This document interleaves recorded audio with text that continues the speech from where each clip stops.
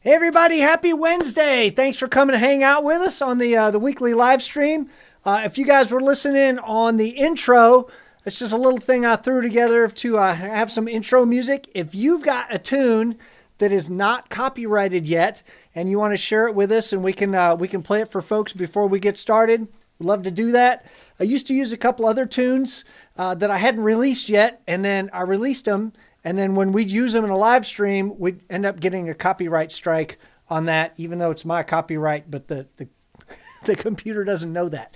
So if you've got a little thing that you threw together that's kind of an electric violin, viola, cello based thing, just shoot it to us. We'd be happy to share it with folks. And then, once you ever get it published or whatever, then we'll use something else. So anyway, we'd be glad to share your music if you've got something that you want to share. Okay. This week, what are we doing? We're talking about effects on violin again. This is it's a series that we are 7 weeks deep on this, and we're going to be talking about harmonizers this week. So this is a good question. Somebody's asking right here. It is a series. Where can I see the first few recordings on effects? So on our Facebook, you're on Facebook. You're watching us on Facebook. On our Facebook page, these are all archived. Also, if you go to YouTube, we end up doing the live stream version of each one of these, which is usually around an hour long. And then I also do an executive summary version, like the Cliff Notes version of each one of these, and it'll be a shorter video. I try to keep those around 10 minutes.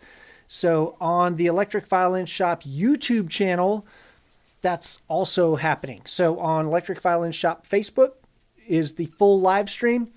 On YouTube is also the full live stream and the executive summary. So there you go. All right. So in this series, the Effects on Violin series, we are doing a different effect every week. We're talking about all this stuff, and we're trying to use a guest artist in as many of these weeks as possible. You guys get to hear my opinion every week. I like to be able to platform other people that are doing cool things with different effects. And this week, we are going to be talking to Genevieve Knoebel. She is a composer and a violist and a fine human being who lives in Urbana, Illinois. And we will be hearing her talk about how she writes pieces using harmonizers in her pieces. So that's going to be, my whole chat with her will be kind of in about, 20 or 30 minutes from now. Each week, like I said, we've been doing different effects. This is what we've been doing so far. Deanne, this is what you missed. So you can go back and check those out after now. Don't leave now. But after we're done here, you can go back and watch those videos. And yeah, that's like 7 hours worth of stuff. So hope you're not doing anything till midnight tonight. All right. Last week, we talked about sub-octaves with Will Baptiste from Black Violin. And they're amazing. I love the stuff that they do. And I was like, ooh, I know who I need to talk to about sub-octaves.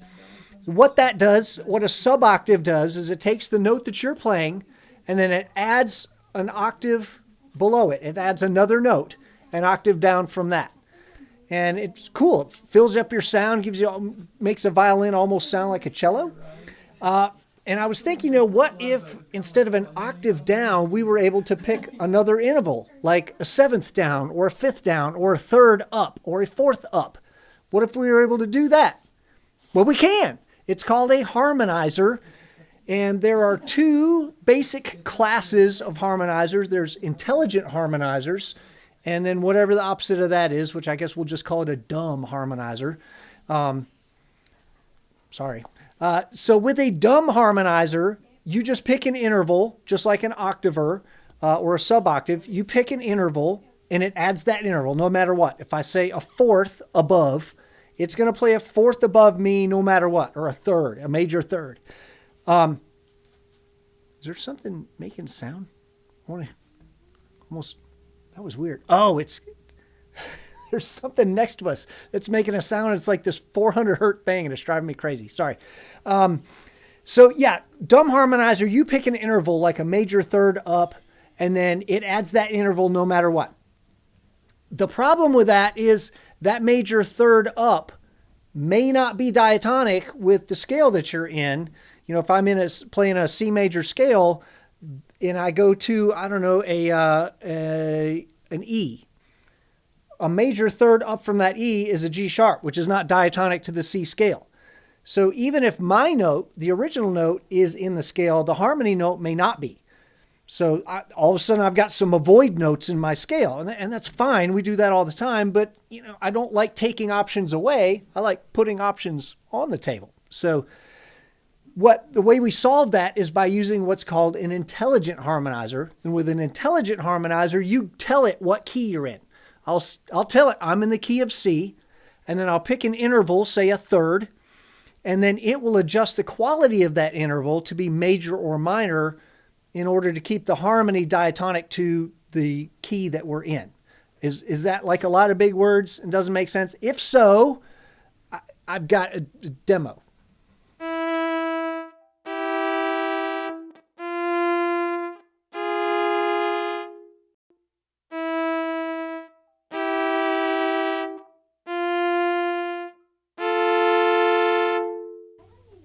So I hope that makes more sense so you can understand the difference between a dumb harmonizer and an intelligent harmonizer. And it doesn't mean that one's like, we assume that intelligent must be better than dumb. It's just different. One of them is going to keep you in a scale. The other one is going to stick with the interval you give it no matter what. And which one's better? I don't know. It depends on what you're trying to do with it. The thing to think about with that intelligent harmonizer, it's only diatonic to the root scale. So in the key of C, what if we play a major 2? So somebody's going to play a D major chord in the key of C, which does happen, or a major 3. So we may have an E major chord in the key of C. Happens all the time. Well, what's in an E major chord that's not diatonic to C is G sharp. Your harmonizer's not going to know that because you've told it you're in the key of C. So if you play an E and you're asking for a third above that, it's going to give you a G, which is diatonic to the C scale. It's not in the E scale, so you're going to have a note that doesn't work.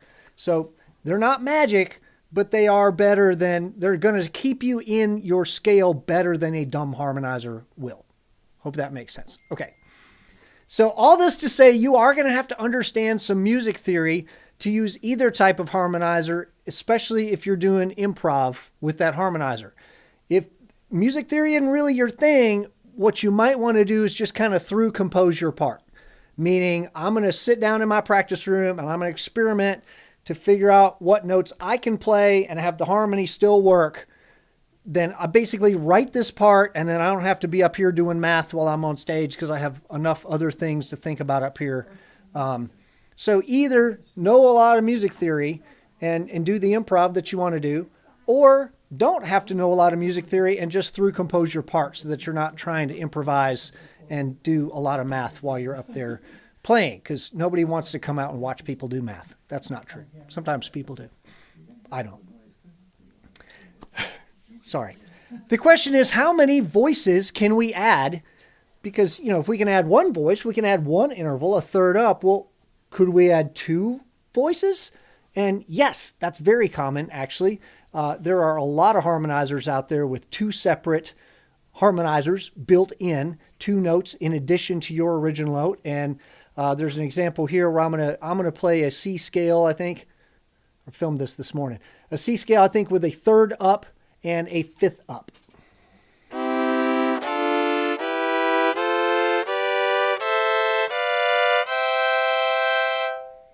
Aw, that was so nice.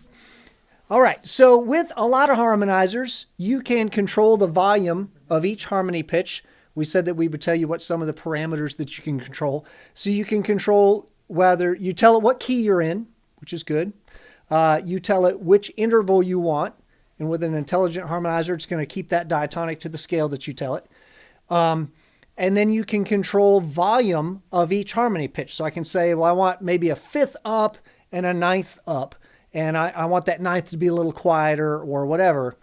The thing to keep in mind is that each harmonizer, and there's a bunch of different pedals that do this, and then I use the Helix. There's a bunch of pitch shifting algorithms in the Helix. Each one has a different algorithm, and they sound different. So that split pitch, the one that's added to your original sound, is going to have a different tone to it depending on which algorithm that the pedal or the effect that you've chosen uses.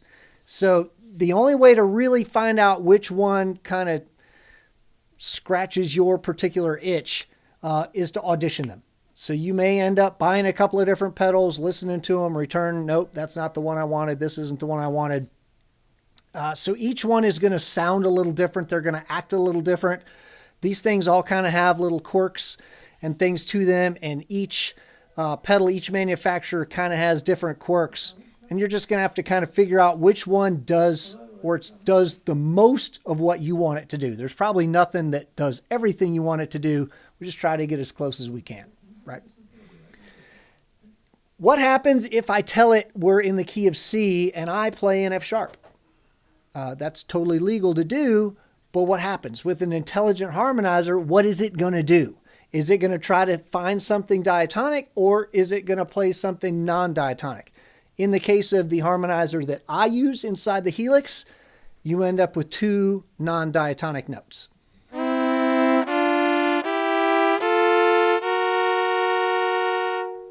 So I used the sharp 4, the Lydian, the F sharp there, and it added an A sharp on top of that rather than going to A or B, trying to stay diatonic to the key. It just plays it says, listen, I assume that you're playing outside the key on purpose, so I'm going to give you a split that is also outside of the key and to you. All right. What was the next thing I was going to talk about? Oh, it's right on the screen. I should read it. So I know you would never play out of tune. Of course, I never play out of tune. And you would never, of course, either.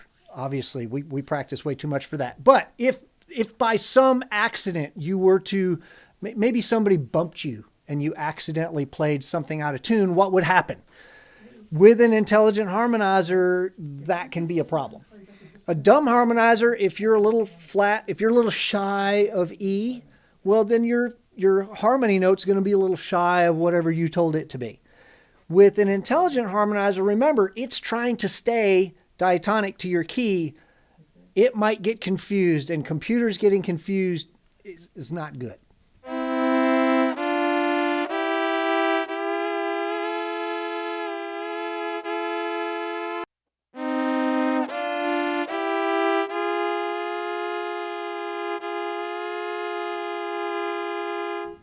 So that first example was one where I was using an intelligent harmonizer. It got a little glitchy. The second one was a dumb harmonizer, and when I went out of tune, it just went with me. We'll listen again.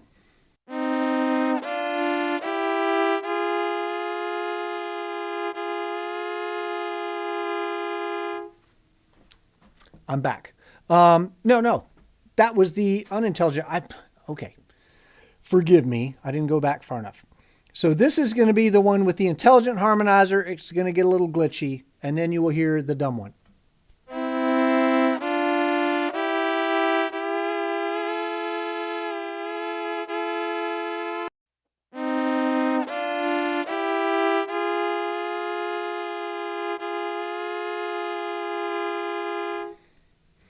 Yeah, Candace is here, of course. Yeah, Candace never plays out of tune. I do sometimes, but always on purpose. That's the only time I ever play out of tune is when I'm doing it to make a point.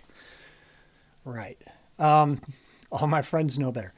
So the next thing is if we're playing out of tune and it gets weird, what happens if we intentionally, because that's the only way I do, is to intentionally play out of tune doing a glissando or a bend. A dumb harmonizer is just it's going to lock in that interval that you give it. And when you gliss, it's going to gliss with you. An intelligent harmonizer could actually bump through a little bit.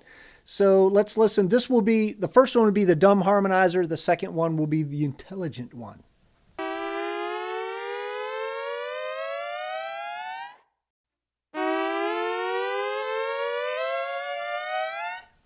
Could you hear the intelligent one kind of making some adjustments as we're coming up? Like the bottom note is going nice and smooth. The top one's getting a little glitchy. And neither one's good or bad. It's just a thing, right? So we're not applying value judgments to these. Just understand that that is one of the characteristics of that particular algorithm. Now, we've talked about in tune, out of tune, notes, diatonic this and all that. What happens if I want to play something other than just a single note line? What if this is a harmonizer and it's adding harmony, but I play the violin. I can have my own harmonies too, right? What happens if I play double stops? What does the harmonizer do? It is going to add a harmony for each of the notes that I'm playing. And you can create some really cool and complex chords. And to me, that's the money in using harmonizers. We play violin. If I need to hear some thirds or fourths, I'll just play them, okay? I'm not that lazy. Maybe I am. But where the money really comes in is if I want to play a chord, and now this harmonizer makes that a much more complex chord than you can actually create on a violin all by yourself. Yeah.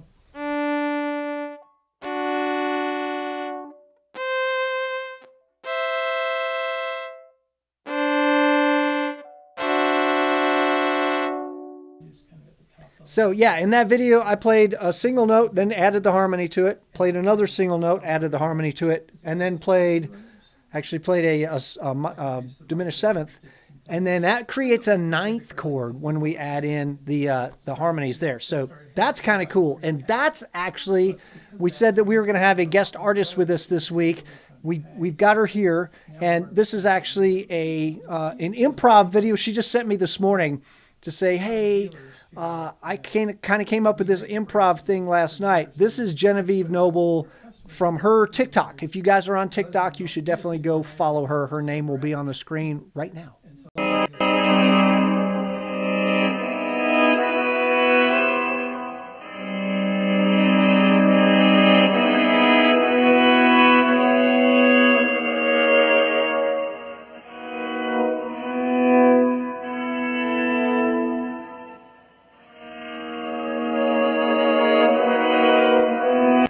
So that's just a small part of what Genevieve does, and we're going to get to have a pretty long conversation with her in just a few minutes. As I was filming the demos for this video this morning, I grabbed a fiddle that I really like. I grabbed an MSI Renaissance fiddle. This one right here, grabbed this fiddle. I really like this fiddle a lot most of the time, and I started recording the demos with this, and I was like, after about 10 minutes, I just yelled. I was like, I hate this violin. And it's because this thing has it has so much sustain. It's a semi-hollow body. So it's got a lot of sustain. It's got a lot of overtones. It's got a lot of resonance. That's the word I was looking for. It's got a lot of resonance in there. And what happens is when I play my second or third note, that first or second note is still ringing in the instrument. And it thinks that I'm playing a double stop. I'm not. I've actually gone to the next note, but some of the tail of that last note's still ringing inside this instrument, and the pitch shifter can get a little confused. I then switched to a Zeta, which is a much more direct sound, not nearly as much resonance in there, and then it did a lot better. So if you have an instrument that creates a lot of overtones, it's got a lot of ringing, it's got a lot of sustain in it, or if you put your pitch shifter after some effects that create that. If you try to put your pitch shifter after a reverb or after a delay, you're going to have problems. And here's an example of one of those.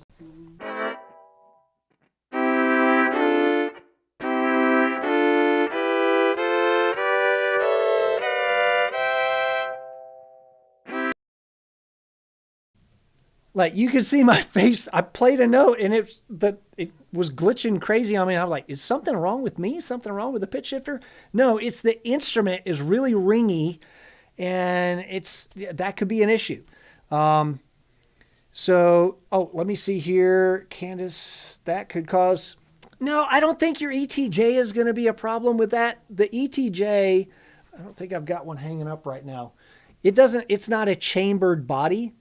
Yeah, I think if you put your pitch shifter very, very early in your signal chain, generally what I would do in my Helix, because I've got the ability to just put stuff wherever I want, I would come in from the violin. I would do as much subtractive EQ as I would do, which is kind of a lot. I would high pass it, and I would probably pull out some mids, maybe pull out around that 4K to address the piezo issue. I would pull out as much stuff as I can to clean that signal up as much as I can, then feed my pitch shifter, then do the rest of my processing.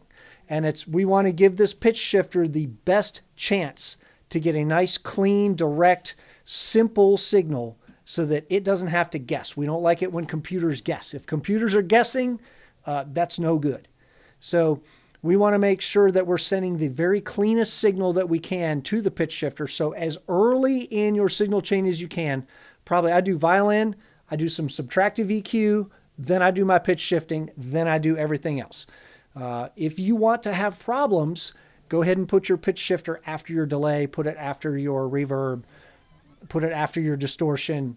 You're going to have some fun.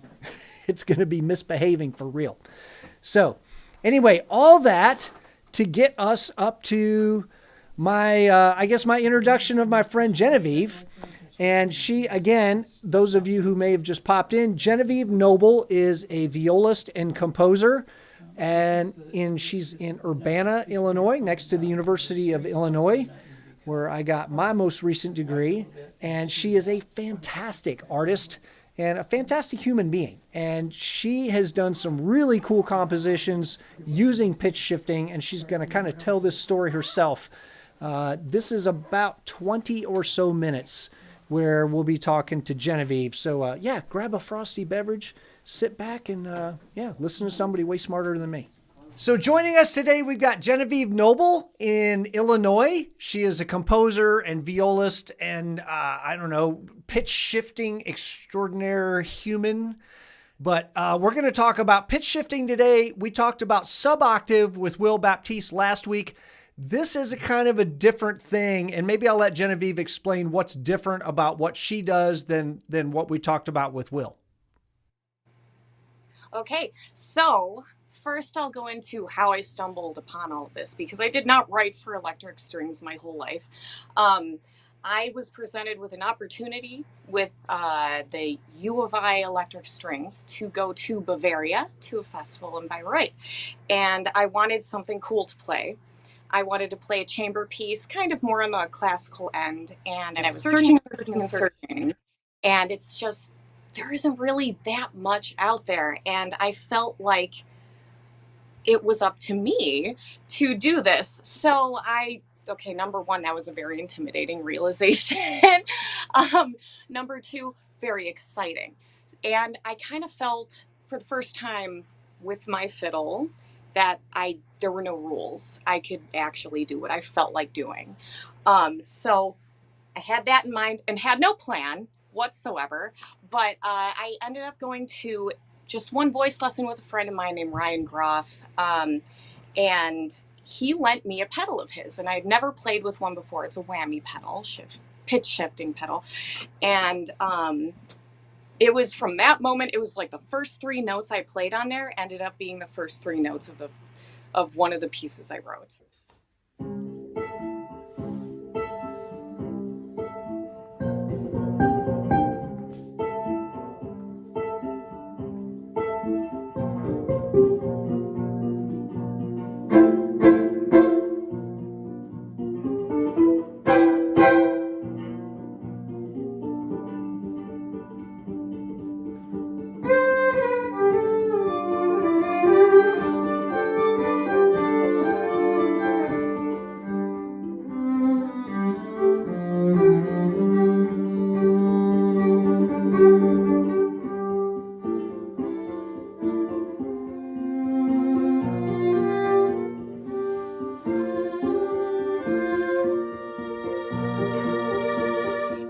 It was so fun, and it just really went quickly from there. And I ended up writing a 3 movement chamber work for 3 electric violins. And well, now it's for 1 electric and 2 acoustics. So we'll see how that goes after the premiere, whether I like it better or not. But anyway, so that was my introduction. I really came in knowing absolutely nothing. I'd been around the electric guitar world in high school, but that was a long time ago, and I really didn't have much to do with it since. So I kind of just dove in head first, and here I am, and I try to showcase electric strings and write as much for them as I can. I think it's so fun to play, and it doesn't come with a lot of the emotional baggage that I carried with me as a classical player. So it's really freeing in that sense. So what was the interval that you used, or was this an intelligent harmonizer, the whammy, or it's just a dumb like interval harmonizer, right? Okay, so confusing question because it sounds like you described the whammy with both of them. So, so it has a bunch of settings. You can, oh geez, I would have to look. But anyway, the setting I used was a fifth above, and I didn't actually use the whammy pedal, like the scooping function.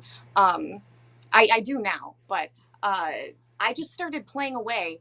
And what I noticed is that, well, number one, it breaks a lot of conventional harmony rules and sort of voice leading rules. There's parallel motion everywhere. Okay. And one might be concerned, it might sound like Mars pulsed a little bit. And that was my concern, but it doesn't. Actually, what's really super fun is that the chords you make aren't what you would expect. So playing more than one note on the fiddle, okay, so let's say I play like a major sixth. It does not end up sounding like a major sixth and ends up sounding a little more like, a big band jazzy chord. So that led me in a compositional direction that I probably wouldn't have gone down, like harmonically speaking. So that was super, it was just so cool.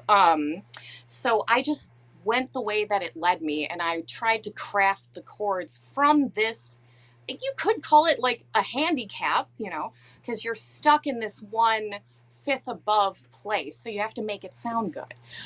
So I searched and searched, and the first movement of this trio that I mentioned, Driatis, that really does showcase the neat chords you can get out of it when you play, 2 to 3 notes at the same time. So yeah. So what we would say an intelligent harmonizer is when you tell it the key and then you give it an interval. So you would say, hey, I'm in the key of C and I want you to give me thirds. It will change whether it's a major or a minor third to accommodate the key. Okay, so the whammy isn't that smart then. It just gets stuck in whatever interval you tell it. If it's a minor third, it's a minor third the whole time. There's nothing you can do about it. There's a reason I don't use the minor third function too much, and that's why. But you can use the pedal to change that interval. So I actually played around with it. I was thinking, oh, back in college when I used to play juries and used to play major thirds, I kind of wish I had the whammy because I could just play one note and then just move my foot pedal, whether it's major or minor. But yeah, so you can do that. I now use that function a lot more, but in this first piece, I didn't really use it at all. So what were some of the things that you learned after experimenting a lot as far as how would you change, I don't know, your gear? Do you change your EQ? Do you do anything different when you kick this on? I think that, I'm not an EQ expert yet, and I've only ever borrowed other people's preamps. I'm saving up for one. But what I've noticed is that the pedal itself, the whammy pedal, at least with my instrument, because it sounds different with different instruments. I play one of these, the Yamaha 5-string. With my particular instrument, it's more of a warm sound, and the whammy kind of gives it a little a little bit of an electric, I'd say it emphasizes the higher pitches, right? So what I do is I make it soupy with reverb because, sorry, that's a coping mechanism of mine. And then I make sure that I adjust on my amp. Um, so when I perform so far, and I'm sure it'll change in the future, this is part of my instrument. The amp is part of my instrument. So I change, just the settings on the amp in particular to make it bring out more of the warm tone that my instrument normally provides to kind of offset the tone that the whammy gives it. But also at the same time, it doesn't sound the same. And it doesn't sound the same as it does without the pedal, and it doesn't sound the same as a violin. So I actually really do enjoy that, the difference. Yeah, I think that's one of the things that a lot of people don't understand is that pedal is going to change your sound. You can just kind of embrace that and work with it and go, well, I guess this is what we sound like now. Yes, absolutely. I think that is probably one of the most important things that people who play electric and who want to continue to play it in this evolving landscape of what it is that we do. You need to accept the fact that this is not a Stradivari instrument. This is not an acoustic instrument, and it might look like one, and you might play it really similarly, but it's not the same. So, as a composer, that is like beyond exciting because, hey, I have a new toy I can write for, and not many people have. So, yeah, so I try to embrace that as much as possible. My preferences are more for the subtlety in the change of sound. So, I know that, Matt, you really like distortion and very obvious changes in sound, and that is amazing too. What I've focused more on is just the subtlety of the change. And then I think the pitch shifting pedal is probably my favorite pedal that I have, even though I just got, what is it, Ocean's 11, which is super fun. And I am totally planning on writing a piece that has it in it. But yes. So with the whammy, forgive me, I haven't really messed with the whammy a whole lot. Do you have the ability to control how much of the pitch shifting is in there, or is it just you get a 50-50 split? So there's two options. One is your sound isn't coming through. It's just whatever the pitch shift note is. So you're hearing one note. And I think that's the old school version of whammy. What I have is the fifth version, the digital one. And so you have that where you substitute your sound for whatever the pitch shift is. And then what I normally use is where your sound comes through and the additional note comes through. So you are locked into whatever setting you use. So it could be fifth above, fourth above, minor third below. It's not every single interval that it offers, but it has, I think, like 12 different settings on it. So that's the one that I use primarily. It allows for more interesting things to happen harmonically, in my opinion. But as far as the level of that split tone, how loud that split tone is, you don't have any control over that? Unless I am missing a big section in the user manual, I don't think that's an option, no. Each pitch shifting algorithm is a little bit different. And how do you help yourself decide which pitch shifting algorithm you're going to use? Because they both create different kind of artifacts and sounds and overtones and all that, right? Yes. So on my particular whammy pedal, I have the option to use the classic, which has more artifacts. So you'll hear more of these sorts of kind of buggy but cool sounding things. And then they have the chords version, which is the new digital version of it, which has less artifacts. Um, I actually really like the artifacts in both of them. I think, going back to that this instrument is different, it sounds different, right? So taking these artifacts and using them is really cool. I don't have too much experience actually with many pitch shifting pedals. I've tried Helix. A couple of different people have programmed, a whammy-esque setting on there, and I've mostly just used the whammy. I've heard actually, this Ocean's 11 has a pitch shifting thing on it, and my DL4 has pitch shifting. I don't really like it because the types of artifacts that come out of there sound like you're doing something wrong rather than a new sort of unique sound. So it sounds like you're playing out of tune or you didn't hit the note perfectly, because with those, I've noticed you really, really, really have to be a robot. I mean, I feel like even Hillary Hahn would have some issues. Okay, so it's not just me. I swear, I'm also being humble. But so those really aren't my favorite. They also don't have nearly as many of the fancy settings as the one that I prefer has.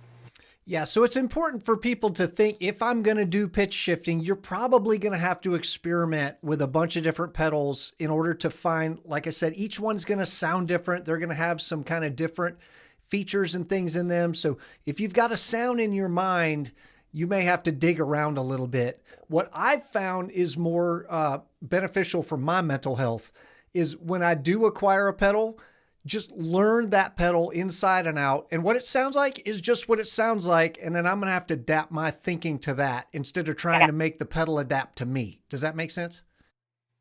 That is exactly how I feel about it. That's exactly how I feel about it. Because to me, it's like you are performing on a clavichord, but you're treating it like a piano. You know, that would be the opposite of what you just said. So I would come to the clavichord and play it like a clavichord, knowing that it doesn't, instead of hammering the strings, it plucks it. Or did I get that wrong? I hope not. But yeah, you have to come to the pedal knowing that it's different and knowing that has a bunch of little nuances and quirks about it, and you just have to learn what those are. And I'd say exploit them for your own purposes. Make it sound as good as you can, knowing that you have limitations, knowing that it is just different than plugging your instrument into an amp or just playing an acoustic one.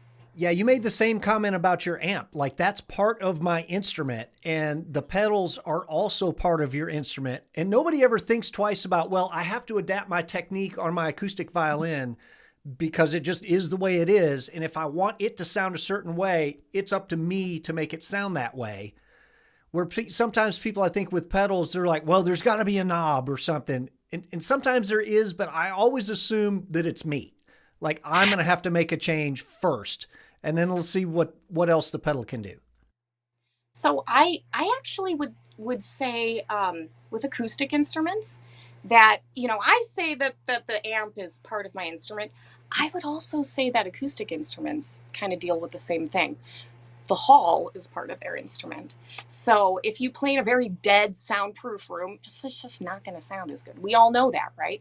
So a lot of music, back in the day, it was written to sound in a certain hall, to have the reverberance that a certain hall would have. So I would argue, that's kind of analogous, although ours is way more severe, way more affected, and has a lot more you can do with it. I'd say that acoustic players kind of have to worry about the same thing. It's just that they don't really think about it, because when they do concerts, it's always in the hall, or when they do a recital, it's always in XY room. And whenever they do recordings, it might be in a dead room, but then they add reverb or add things in post to make it sound like it's in the intended place. So I always thought that was interesting, how the two are kind of really similar in that manner. I hadn't even thought about the fact that composers were, back in the day, that they were writing things with certain rooms in mind. Like if they knew that this was going to be premiered in this hall with a 3 or 4 second reverb, they would have had to account for that when they were writing. Mm-hmm. Yeah, absolutely. Where we get the word chamber for chamber music is because of the room that it was in. It was in like a chamber room. It was in a small room. Well, not small, but only a certain size of group of people could fit in there, and that limits you. And then the room sounds a certain way, and that limits you. So yeah, there are always these considerations that composers have had to think about. Yeah. So if you're going to give advice to somebody who's looking to get a pitch shifter and do some experimenting with that pitch shifter, what do you wish you would have known maybe when you started down this journey? Honestly, I sound like a whammy representative right now, but I'm not. I'm a free agent. But I honestly would say this is really great. I'm absolutely sure there are other things out there that are really great as well. But if my suggestion to someone who wants to get into this is don't get something that doesn't have many options on it. Like don't get the lowest end, or like, oh, my pedal has this function on it, let's just use that, because it's never going to be good enough. It's never going to offer you all of the things that a dedicated pedal would. So that would be number one. I would suggest just bite the bullet and just get a bigger, more dedicated pedal like a whammy. I didn't at first. I actually just bought my real one. I've been borrowing various people's pedals for like a year and a half. So you could do that. That's also a suggestion. Borrow from friends. We're all friends here in the electric community, right? So let's lend each other pedals. So yeah, my suggestion is definitely don't get a low end, sort of thing. Just go ahead and find a pedal that has oodles of options and just play around with it as much as possible and find something that you like, because you will probably. Awesome. That's great advice. Okay, so Matt's going to play a little bit of the first movement of Driatis, the trio that I talked about earlier. And this really showcases what I was saying in terms of the open fifths presented this path in harmony that I normally wouldn't go down as a composer. And it allowed me to write down some chords that wouldn't have normally occurred to me. So it's a really good example of that.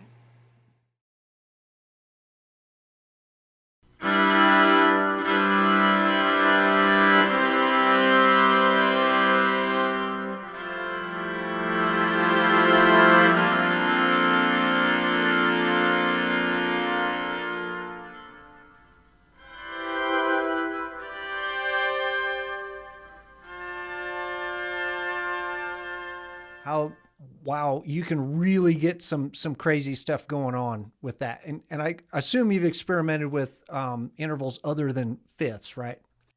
Yes. So the fifths are my favorite because that you can just set it to that and be able to write an entire piece with that setting. Or really, it's the perfect interval. So fifth above, fourth below, fifth below, or octave, but that's kind of boring. So with the other settings, it's more of for a moment before you put it back on another setting. It really starts to sound a little bit like a fever dream circus music if you just keep it on basically any of the other settings. So like a minor second, a major second, minor third, major sixth. These all sound kind of insane, sustained for minutes at a time. But if that's what you're going for, do it. And if you can do it convincingly, share it with me. My email's on my website. I would love to hear it. But I favor the perfect intervals personally. But one thing that I have done in Driatis itself is change the setting in the middle. So I changed it to a major third. And actually, ironically, that is the most circus sounding part of that piece. Funny enough. That's in the second movement if Matt wants to dig it out.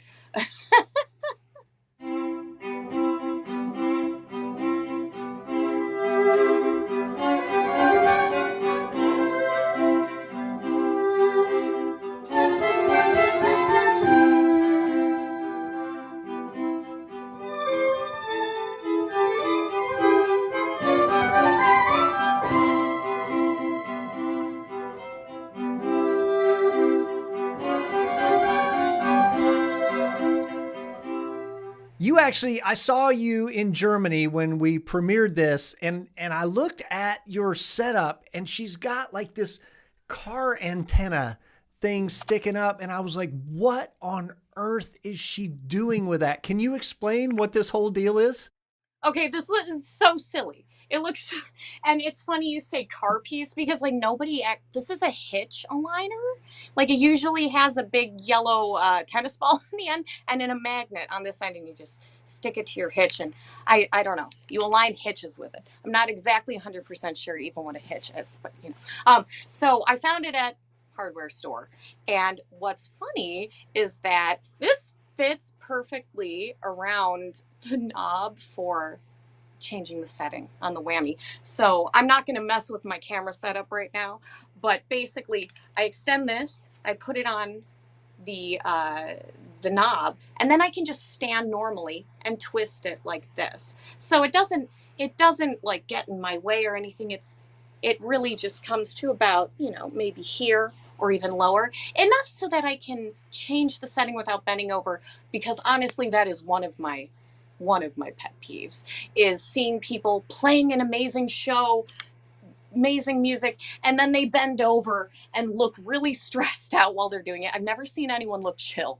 when they do this. They always just go, oh, and they're like messing with buttons. They might have to come back down for another button. And it always just brings you out of it. And I've never been a fan of that. And I would have made this pedal, up on a stand sort of pedal, but I need to use my foot on it, right? Because it has the classic whammy scoop in it. So I came up with the best solution that I could, which is a hitch aligner. You can find it at your local Home Depot. Imagine a composer like figuring out a creative solution for a technical problem, right? Who would have even thought? Well, you got to do what you got to do to achieve the goals you want to achieve. Necessity is the mother of invention. Yeah. Well, where can people find your music, and where can they find you, and where you're going to be playing and what you're doing? Okay, so I am in Urbana, which is not really the biggest international hub. So I forgive everyone for not coming to my recital on January 24th. But you can find my music on my website. He's going to link it in the description. It's just my name, GenevieveKnoebel.com. And from there, you can find my YouTube, my Instagram. I have things up from performances, and most importantly, I have all of my sheet music for everything I've written for free on my website.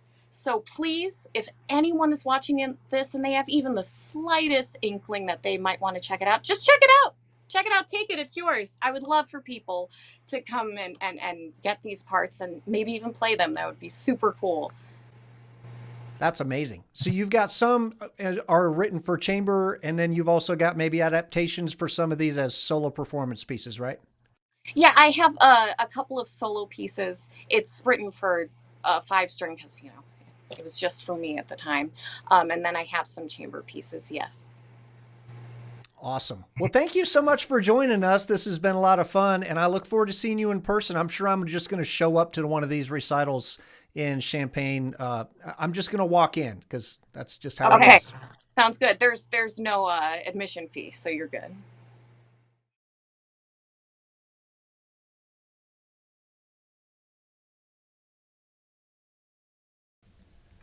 Anytime there's no cover, I'm good. I'm happy. So yeah, that's Genevieve Knoebel. Fantastic interview. She's a lot of fun to hang out with. Super brilliant player and composer.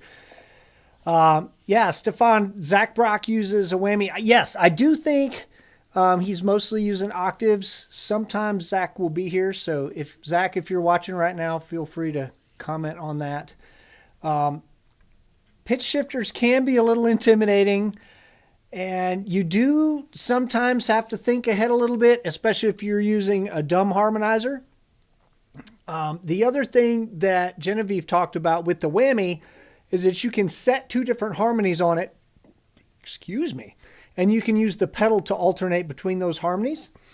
So that might be another thing to think about, that, maybe I've got some of these harmonies in here, a third, and then maybe the other one's a fifth. So if I'm afraid that I'm going to get myself in trouble, I can always pop over to the fifth. And the only time that you can't really use a fifth is on a leading tone.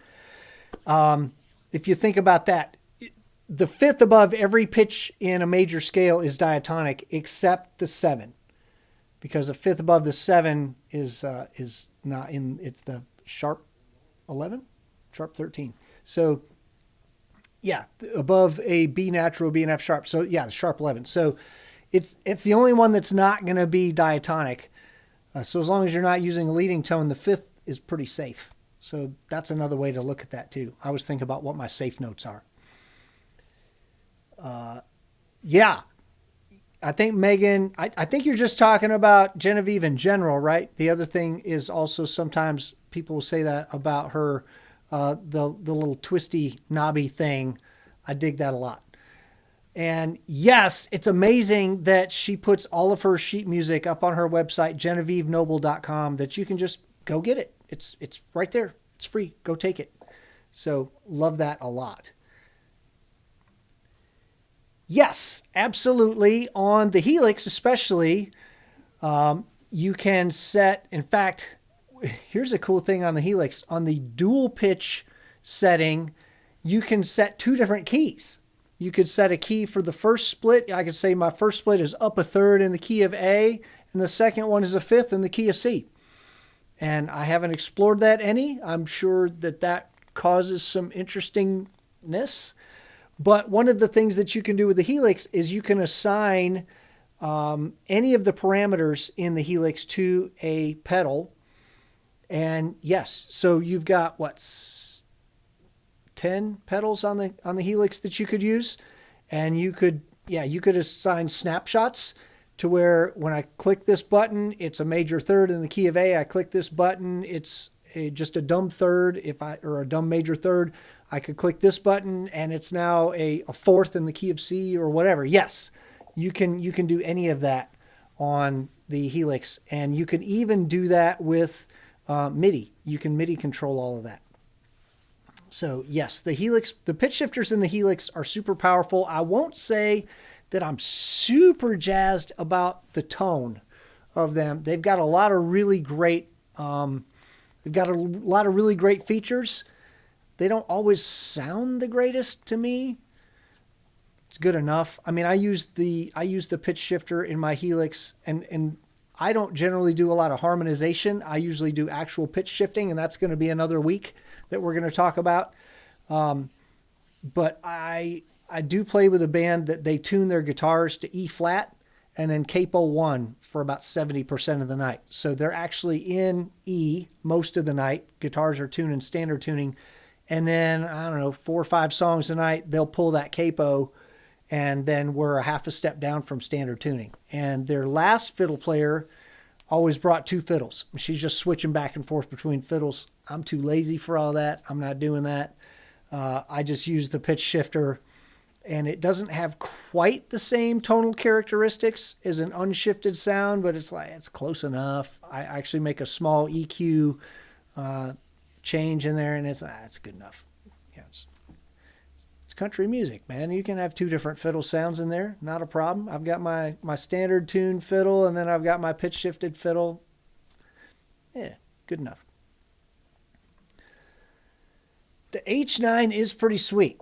I have not had a lot of experience with that, but the people who I know who do use the H9 are really, really impressed with it. I think we're going to have a guest in here. We're going to have a week on this Effects with Violin series. I think we're going to have a Helix week, and I think we're going to have an H9 week where it's not really an effect, but it's one of the major effect pedals, and we'll just talk about stuff that each one of those can do.